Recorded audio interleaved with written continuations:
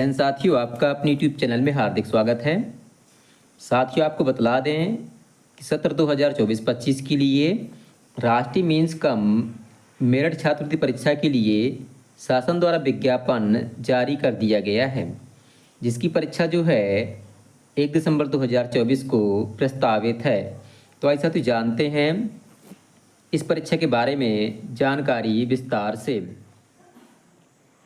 साथियों, राष्ट्रीय means cum merit scholarship के लिए राज्य शिक्षा केंद्र भोपाल द्वारा दिनांक 18 जुलाई 2024 को एक पत्र जारी किया गया है। इस पत्र के साथ एक विज्ञापन भी संलग्न किया गया है। ये विज्ञापन जो है राज्य शैक्षिक अनुसंधान परिषद मध्य प्रदेश राज्य शिक्षा केंद्र भोपाल द्वारा जारी किया गया है। विज्ञापन में कहा गया है कि मध्य प्रदेश राज्य में स्थित केवल शासकीय अनुदान प्राप्त और स्थानीय निकाय द्वारा संचालित विद्यालयों में वर्ष 2024-25 में कक्षा 8वीं में अध्ययनरत विद्यार्थी इस परीक्षा के लिए पात्र हैं। अर्थात अशासकीय जो विद्यालय हैं या प्राइवेट विद्यालय हैं, उनमें अध्ययनरत विद्यार्थी जो हैं इस परीक्षा के लिए पात्र नहीं हैं। ये जो परीक्षा योजना है भारत सरकार के स्कूल शिक्षा एवं साक्षरता विभाग नई दिल्ली द्वारा जो है वर्ष 2008 में प्रारंभ की गई थी और जो है मध्य प्रदेश राज्य के लिए इस साल जो परीक्षा है 1 दिसंबर 2024 को आयोजित की जानी है। और जो विद्यार्थी इस परीक्षा में चयनित हो जाता है उस विद्यार्थी को 1,000 रुपये प्रति माह की दर से प्रतिवर्ष 12,000 रुपये के मान से कक्षा 9वीं से 12वीं तक छात्रवृत्ति प्रदान की जाती है। इस प्रकार से कक्षा 9वीं से 12वीं तक चयनित छात्र को कुल 48,000 रुपये छात्रवृत्ति के रूप में प्राप्त होते हैं। और इसके लिए अनिवार्य ये है कि उस विद्यार्थी को जो है कक्षा 10वीं में प्रथम श्रेणी के अंक प्राप्त करना अनिवार्य होता है। अर्थात 60% के अंक जो हैं प्राप्त करना अनिवार्य होता है, तभी उसको जो है आगे छात्रवृत्ति मिलेगी। इसके बाद आगे लिखा है कि छात्र को जो है कक्षा 9वीं से 12वीं तक में प्रथम प्रयास में अर्थात पहली बार में परीक्षा पास करना अनिवार्य है। सप्लीमेंट्री अर्थात पूरक से पास विद्यार्थी इस परीक्षा के लिए अपात्र हो जाएगा।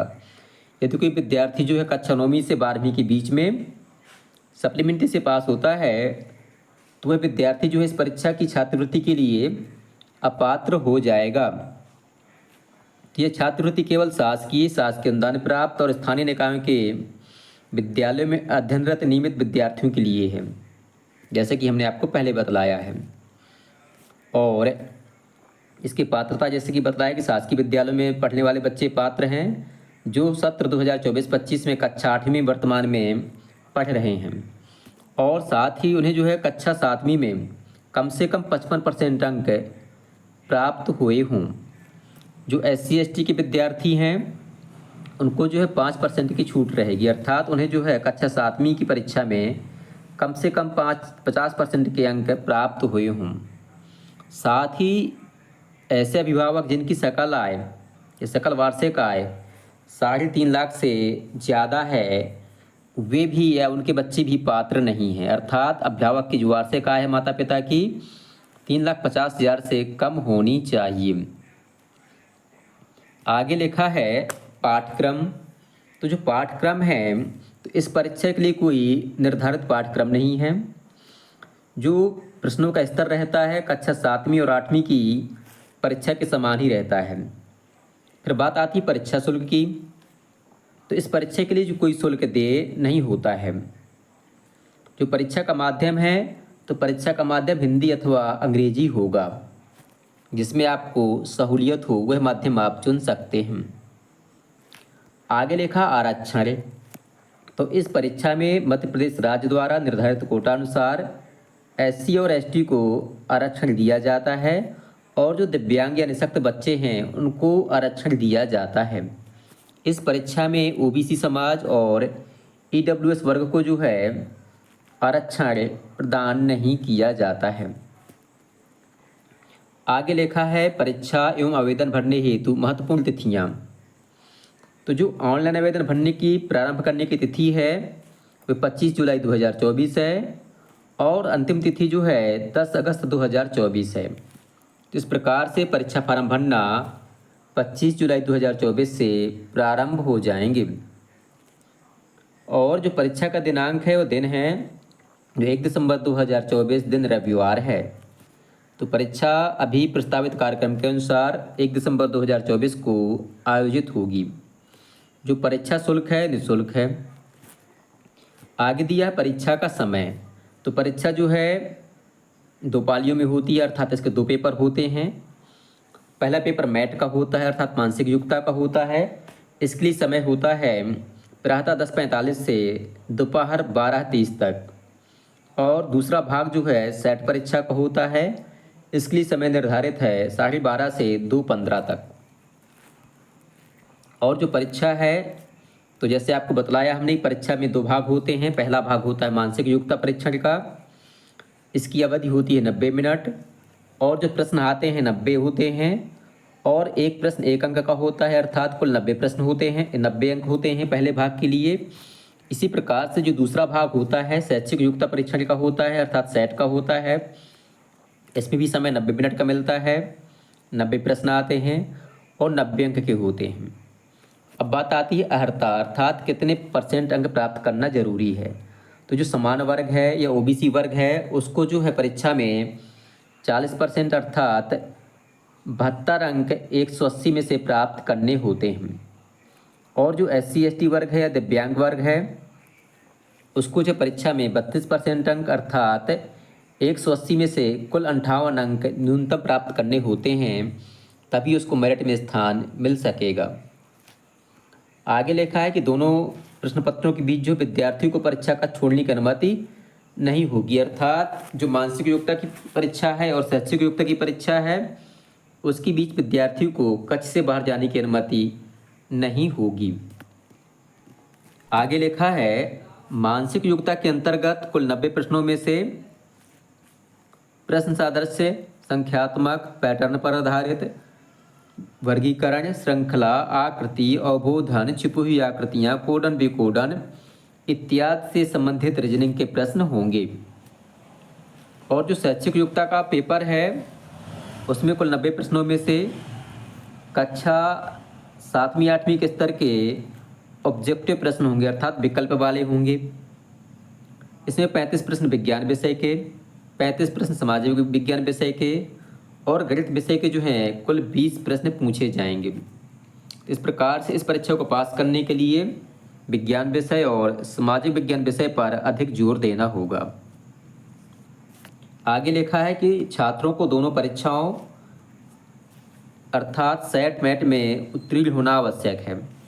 दोनों परीक्षाओं के लिए कुल मिलाकर 40% अंकों के साथ सेट मैट में उत्तीर्ण एवं अनुसूचित जनजाति के लिए 32% अंक प्राप्त करना है।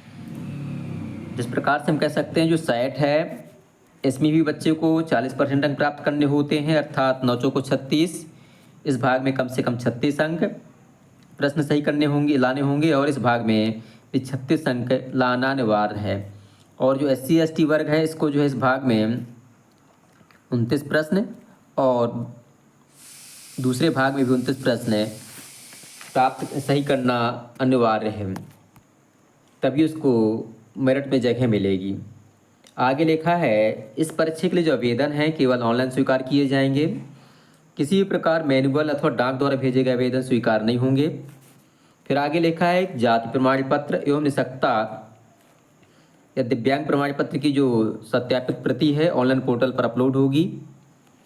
और अगर आप ऐसा नहीं करते हैं तो आवेदक को जो है समान श्रेणी का माना जाएगा। तो इस प्रकार से जो SC ST के बच्चे हैं उनको जो है जाति प्रमाण पत्र बनवा लेना चाहिए और जो दिव्यांग बच्चे हैं उनको जो है दिव्यांगता का प्रमाण पत्र जिला बोर्ड से बनवा लेना चाहिए। इसके बाद बात आती है आय प्रमाण पत्र। तो सकल आय हेतु जो शपथ पत्र है निर्धारित प्रारूप में संलग्न करना अनिवार्य है, जिसका प्रारूप नियम पुस्तिका में आगे संलग्न किया गया है। और जो आवेदन है आवेदन भरने की प्रक्रिया और प्रवेश प्राप्त की जो लिंक है उसकी वेबसाइट है www.rskmp.in, अर्थात राज्य शिक्षा केंद्र की वेबसाइट के माध्यम से आवेदन फार्म भरे जाएंगे। आवेदन फार्म भरने के लिए आधार कार्ड के ज़रूरी होगा।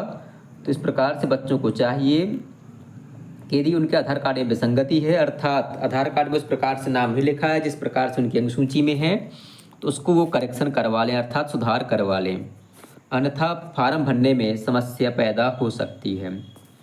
फिर आगे लिखा है पुनर्मूल्यांकन या पुनर्परीक्षण। तो इस परीक्षा के लिए पुनर्मूल्यांकन का प्रावधान नहीं किया गया है। फिर बात आती है यात्रा भत्ता की। तो परीक्षार्थियों को परीक्षा केंद्र तक आने जाने के लिए किसी प्रकार का यात्रा भत्ता नहीं दिया जाएगा। आगे अन्य निर्देश दिए गए हैं कि परीक्षा प्रारंभ करने के 30 मिनट पहले विद्यार्थियों को वहां पहुंचना है परीक्षा केंद्र। परीक्षा कक्ष में किसी प्रकार की copy pencil, mobile phone, calculator, नकल का पर्चा इत्यादि लेकर जाना वर्जित है। और जो प्रश्न परीक्षा के सभी ऑब्जेक्टिव प्रकार के होंगे। परीक्षा के लिए कोई रचनात्मक मूल्यांकन नहीं होगा। परीक्षा के बाद जो OMR शीट है उसको जो है पर्यवेक्षक के पास जमा करना अनिवार्य है। और परीक्षा हॉल में ले जाने हेतु आवश्यक सामग्री जो है प्रवेश पत्र है, नीला या काला पेन है, यह केवल बाल पेन का प्रयोग करना है, जो जेल पेन है उसका उपयोग मान्य नहीं है। तो आपको जो है परीक्षा हॉल में केवल या तो नीला पेन ले जाना है या केवल काला पेन ले जाना है। आप कोशिश करें कि 2 पेन लेके जाएं, 2 नीले या 2 काले पेन आप परीक्षा हॉल में लेके जा सकते हैं। फिर आगे लिखा है नियम पुस्तिका। तो नियम पुस्तिका जैसे आपको बतलाया वही सब इसमें नियम पुस्तिका में नियम दिए गए हैं कि जो है परीक्षा 1 दिसंबर को आयोजित की जाएगी। छात्रवृत्ति जो है कुल 12,000 के मान से 9वीं से 12वीं तक प्रदान की जाएगी। और पात्रता मैंने आपको जैसे बतलाया कि कक्षा 7वीं विद्यार्थियों को कम से कम सी ग्रेड प्राप्त करना अनिवार्य है। और अभिभावक की जो वार्षिक आय है 3.5 लाख रुपए से ज़्यादा नहीं होनी चाहिए। आरक्षण का प्रावधान केवल SC/ST के लिए किया गया है, OBC और EWS के लिए कोई आरक्षण का प्रावधान नहीं है। और जो आवेदन भरने की प्रारंभ तिथि 25 जुलाई 2024 है और अंतिम तिथि जो है 10 अगस्त 2024 है। परीक्षा का दिनांक जो है 1 दिसंबर 2024 है और परीक्षा निःशुल्क है। और जैसे आपको ऊपर बतलाया हमने कि मानसिक परीक्षा के जो है पेपर के 2 भाग होते हैं, एक मानसिक योग्यता का, दूसरा होता है शैक्षिक योग्यता का। इनके लिए ये 90 मिनट हैं और 90 प्रश्न परीक्षा में पूछे जाते हैं। परीक्षा में समान वर्ग को 40% या कुल 72 अंक प्राप्त करना अनिवार्य होता है। और जो SC/ST या दिव्यांगजन है इनको जो है 32% या कहें 58 अंक प्राप्त करना अनिवार्य होता है। इसके बाद जो है आगे लिखा है छात्रों को कक्षा 8वीं में कम से कम 55% अंक या समकक्ष ग्रेड प्राप्त होना चाहिए। और जो SC/ST के बच्चे हैं उनको 5% की छूट रहेगी। और इस प्रकार से जो आगे लिखा है पाठ्यक्रम। तो पाठ्यक्रम जैसे आपको बतलाया हमने कि इसके लिए कोई निर्धारित पाठ्यक्रम नहीं है। जो कक्षा 7वीं और 8वीं की बुक्स हैं उन्हीं से प्रश्न परीक्षा में पूछे जाते हैं।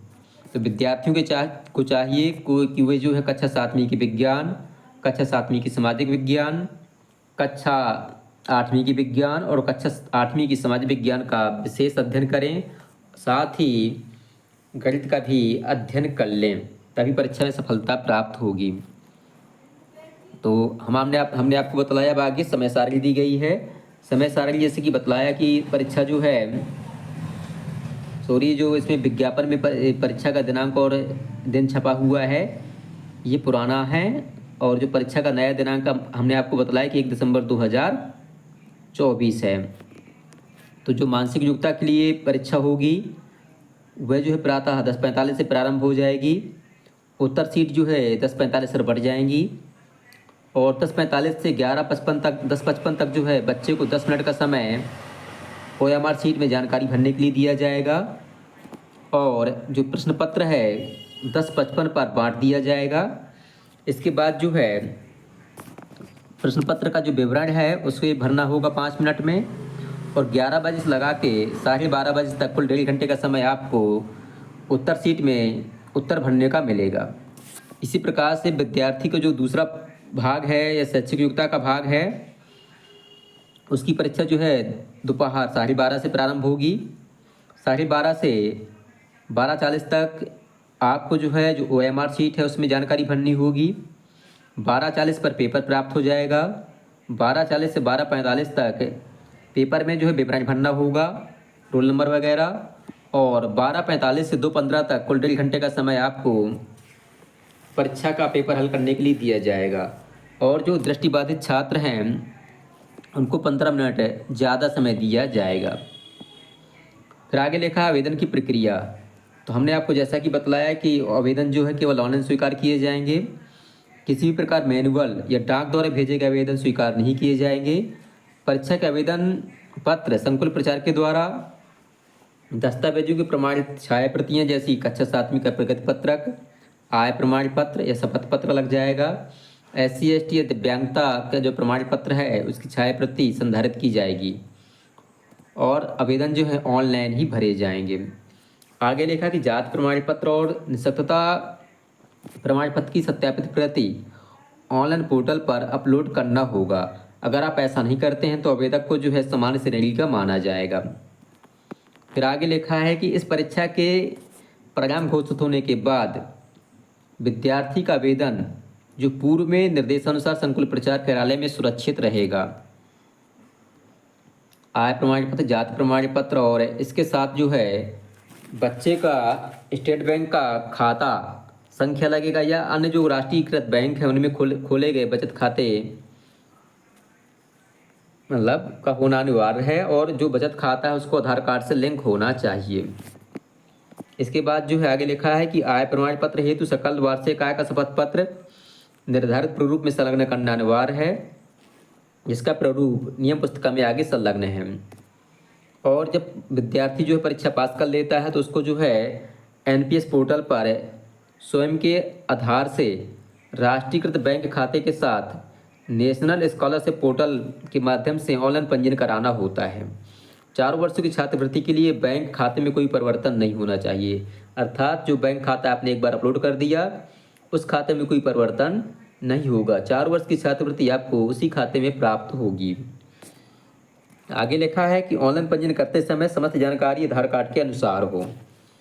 गत एवं वर्तमान वर्ष भारत सरकार के निर्देशानुसार छात्रों की छात्रवृत्ति DBT के माध्यम से प्रदान की जाती है, जिसके लिए छात्रों को आधार पर अपने चालू खाते के साथ सीडेड करना अनिवार्य, अर्थात आधार कार्ड को जो है बैंक खाते से लिंक करना अनिवार्य है। और आगे लिखा है कि इस परीक्षा के 1 वर्ष की समाप्ति के बाद किसी भी छात्र को छात्रवृत्ति की बकाया राशि या दावा आपत्ति स्वीकार नहीं किया जाएगा और आवेदन पत्र में किसी प्रकार का संशोधन मान्य नहीं होगा। तो इस प्रकार से जब परीक्षा पास कर लेंगे इसके लिए कुछ निर्देश दिए गए हैं और आगे फिर वही दिया है कि परीक्षा का माध्यम या तो हिंदी होगा या अंग्रेजी होगा। जिस माध्यम में आप परीक्षा देना चाहते हैं उस माध्यम से आप परीक्षा दे सकते हैं। वही इसमें आगे लिखा हुआ है कि आपको है जो बच्चों को जो है 30 मिनट पहले परीक्षा केंद्र में पहुंचना है और परीक्षा प्रारंभ होने के समय 15 मिनट बाद जो है किसी को प्रवेश की अनुमति नहीं दी जाएगी। परीक्षा केंद्र के बारे में तो जो परीक्षा है मध्य प्रदेश के 52 जिले के ब्लॉक मुख्यालयों पर आयोजित की जाएगी। वर्तमान में 55 जिले हो गए हैं, तो 55 जिलों के जो ब्लॉक मुख्यालय हैं उन्हें परीक्षा आयोजित की जाएगी। परीक्षा केंद्र में अभ्यर्थियों की संख्या कम होने पर उसे परिवर्तित भी किया जा सकता है या निरस्त भी किया जा सकता है। फिर बात आगे आती है अनुचित साधन की। तो परीक्षा के दौरान जो है विद्यार्थी द्वारा उसे अनुचित साधन के अंतर्गत माना जाएगा यदि परीक्षा का समय विद्यार्थी अन्य विद्यार्थी से किसी प्रकार का संपर्क करने का प्रयास करता है या अपने स्थान पर किसी अन्य व्यक्ति से परीक्षा दिलाना या परीक्षार्थी के स्थान पर कोई अन्य व्यक्ति उपस्थित होता है। परीक्षा के दौरान चिल्लाना, बोलना, कानाफूसी करना, इशारे करना या अन्य प्रकार से संपर्क साधना, ये जो है अनुचित साधन के अंतर्गत आता है।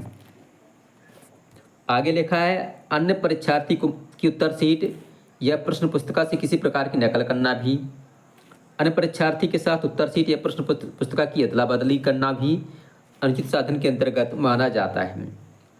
परीक्षा कक्ष में जो है किसी प्रकार की कॉपी, किताब, मोबाइल फ़ोन, कैलकुलेटर, नकल का पर्चा, इलेक्ट्रॉनिक यंत्र लेकर जाना वर्जित है। ऐसा अगर आप करते पाए जाते हैं तो आपको जो है परीक्षा से बाहर किया जा सकता है। तो इस प्रकार से जो है आपको जो है परीक्षा में शामिल होना है। आगे दिया है मूल्यांकन पद्धति। तो हमने आपको बतलाया कि जो इसमें प्रश्न हैं वस्तुनिष्ठ प्रकार के होंगे, अर्थात ऑब्जेक्टिव प्रकार के होंगे। सही उत्तर अंकित करने पर एक प्रश्न का 1 अंक दिया जाएगा, और अगर आप गलत उत्तर अंकित करते हैं तो उस पे जो है 0 अंक प्रदान किए जाएंगे। किसी प्रकार का ऋणात्मक मूल्यांकन नहीं किया जाएगा। आगे लिखा है, लिखित परीक्षा में निःशक्तजन विद्यार्थियों के लिए उपलब्ध सेवाएं। यदि कोई विद्यार्थी निःशक्त है या दिव्यांग है तो उसको जो है चिकित्सक के या शासकीय जो डॉक्टर्स है या सिविल सर्जन डॉक्टर है उसके माध्यम से प्रमाण पत्र जमा करना होगा, तभी जो है उसको कुछ सुविधाएं परीक्षा केंद्र पे मिल पाएंगी। पहली बात, यदि कोई विद्यार्थी दृष्टिबाधित है या हाथ में कोई इसको समस्या है तो उसको जो है एक लेखक की सहायता प्रदान की जाती है, और उसको को जो है कुछ अलग समय भी प्रदान किया जाता है। आगे लिखा है कि अगर विद्यार्थी लिखने में असमर्थ है तो उसको लेखन सुविधा दी जाती है, और लेखन सुविधा प्राप्त नहीं करना चाहता है तो उसे जो है आधा घंटे का समय अतिरिक्त प्रदान किया जाएगा। आगे लिखा है कि जो लेखन लिपिक है या लेखन सुविधा वाला व्यक्ति है, ऐसा विद्यार्थी होना चाहिए जो जो परीक्षार्थी द्वारा दी जा रही परीक्षा से एक निचली कक्षा का होना चाहिए, अर्थात कक्षा 7वीं का विद्यार्थी आपका लेखक सहायक बन सकता है। तो इस प्रकार से जो है ये नियमावली थी। नियमावली के बाद जो है ये भारत सरकार द्वारा कुछ जो पत्र जारी किया गया है उसका विवरण यहाँ दिया गया है, और इस प्रकार से हमने देखा कि इस परीक्षा में कौन से विद्यार्थी पात्र हैं, कौन से विद्यार्थी पात्र नहीं हैं, और परीक्षा का मतलब वो क्या होगा, पाठ्यक्रम क्या होगा, परीक्षा में कौन कौन से प्रश्न पूछे जाते हैं, और कितने अंक प्राप्त करना परीक्षा में अनिवार्य है। आपको मैं एक चीज़ बतला दें, जो मध्य प्रदेश राज्य है उसके लिए कुल पूरे प्रदेश से 6446 बच्चों का चयन किया जाता है। तो इस प्रकार से आपको जो है इन 6446 बच्चों में स्थान प्राप्त करना अनिवार्य है, तभी आपको छात्रवृत्ति प्राप्त होगी। तो इस प्रकार से हमने देखा कि हम जो है इस परीक्षा के लिए फार्म किस प्रकार से भर सकते हैं और कितने अंक प्राप्त करने पर हम इस छात्रवृत्ति के लिए पात्र हो जाएंगे। आपको बतला दें, जो परीक्षा फार्म है मध्य प्रदेश राज्य में राज्य शिक्षा केंद्र की वेबसाइट के माध्यम से भरे जाते हैं, और जो स्कूल के शिक्षक हैं उनकी यूनिक आईडी से लॉगिन करने के बाद स्कूल के शिक्षक जो हैं आपका परीक्षा फार्म ऑनलाइन भर सकेंगे। आपको जो है अन्य किसी कंप्यूटर सेंटर के पास जाने की आवश्यकता नहीं है। कंप्यूटर के माध्यम से भी फॉर्म भरे जा सकेंगे, परंतु जो टीचर्स की आईडी है, हेडमास्टर की आईडी है या संकुल प्रचार की आईडी है, उसके माध्यम से ही परीक्षा फार्म भरे जा सकेंगे। तो आपको जानकारी पसंद आई हो तो वीडियो को लाइक करें, अपने दोस्तों के साथ शेयर करें, और हमारे चैनल को सब्सक्राइब करना बिल्कुल भी ना भूलें, जिससे आपको जो है हम तैयारी संबंधी वीडियो जो बनाएंगे आपको समय से प्राप्त हो सकें। धन्यवाद।